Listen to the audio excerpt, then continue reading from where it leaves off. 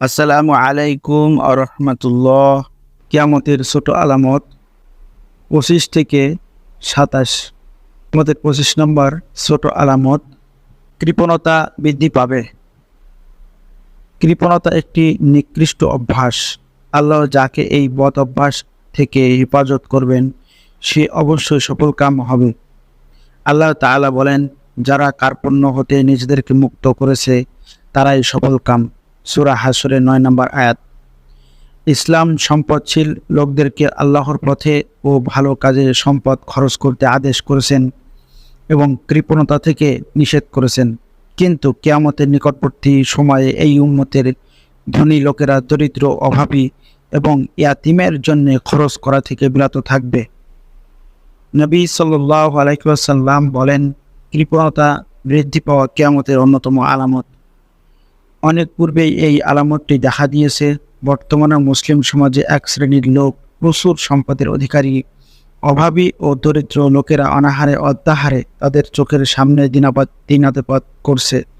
অথচ খুব অল্প সংখ্যক সম্পদশালী লোকই এদিকে ভ্রুক্ষেপ করে থাকে। কিয়ামতের 26 নম্বর ছোট আলামত, ব্যবসা বাণিজ্য ছড়িয়ে পড়বে। কিয়ামতের অন্যতম আলামত হচ্ছে মানুষের মধ্যে ব্যবসা বাণিজ্য ছড়িয়ে পড়বে। নবী সাল্লাল্লাহু আলাইহি ওয়াসাল্লাম বলেন, কিয়ামতের পূর্বে কেবল পরিচিত লোকদেরকে সালাম দেয়া হবে। ব্যবসা বাণিজ্য ছড়িয়ে পড়বে, এমনকি স্ত্রী লোকেরা তাদের স্ত্রীদেরকে ব্যবসায়ের কাজে সহযোগিতা করবে। বর্তমানকালে এই আলামতটি প্রকাশিত হয়েছে শহরে, গ্রামে গঞ্জে এবং রাস্তার ধারে ধারে ব্যাপকভাবে দোকানপাট বৃদ্ধি পেয়েছে। মহিলারাও এতে পিছিয়ে নেই, তারাও স্বামীদের সাথে ব্যবসা বাণিজ্যে অংশ নিচ্ছে। ধন সম্পদ উপার্জন ও সঞ্চয়ে একে অপরের সাথে প্রতিযোগিতায় লিপ্ত রয়েছে। কিয়ামতের 27 নম্বর ছোট আলামত, ভূমিকম্প বৃদ্ধি পাবে। নবী সাল্লাল্লাহু আলাইহি ওয়াসাল্লাম বলেন, বেশি বেশি ভূকম্প না হওয়া পর্যন্ত কিয়ামত প্রতিষ্ঠিত হবে না। ইবনে হাজার আসকালানী রহমুল্লাহ বলেন, উত্তর, পূর্ব ও পশ্চিম অঞ্চলের অনেক দেশই বহু ভূমিকম্পের আবির্ভাব হয়েছে।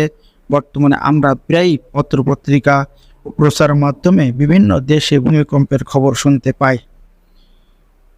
হতে পারে এগুলোই কিয়ামতের আলামত হিসাবে প্রকাশিত হয়েছে। যদি তা না হয়ে থাকে তাহলে আমরা বলবো এইসব ভূমিকম্প কিয়ামতের আলামত হিসাবে প্রকাশিতব্য ভূমিকম্পের প্রাথমিক পর্যায় স্বরূপ। 2005 ইংরেজি সালে শ্রীলঙ্কা, ইন্দোনেশিয়া, থাইল্যান্ড ও ভারত সহ দক্ষিণ পূর্ব এশিয়ায় কয়েকটি দেশে হয়ে যাওয়া সুনামির ঘটনা কিয়ামত নিকটবর্তী হওয়ার একটি সুস্পষ্ট আলামত।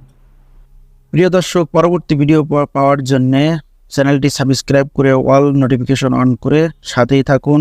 আজ এ পর্যন্ত সকলের শুভকামনায় আজকের মতো বিদায়। আল্লাহ হাফেজ। আসসালামু আলাইকুম ওয়া রাহমাতুল্লাহ।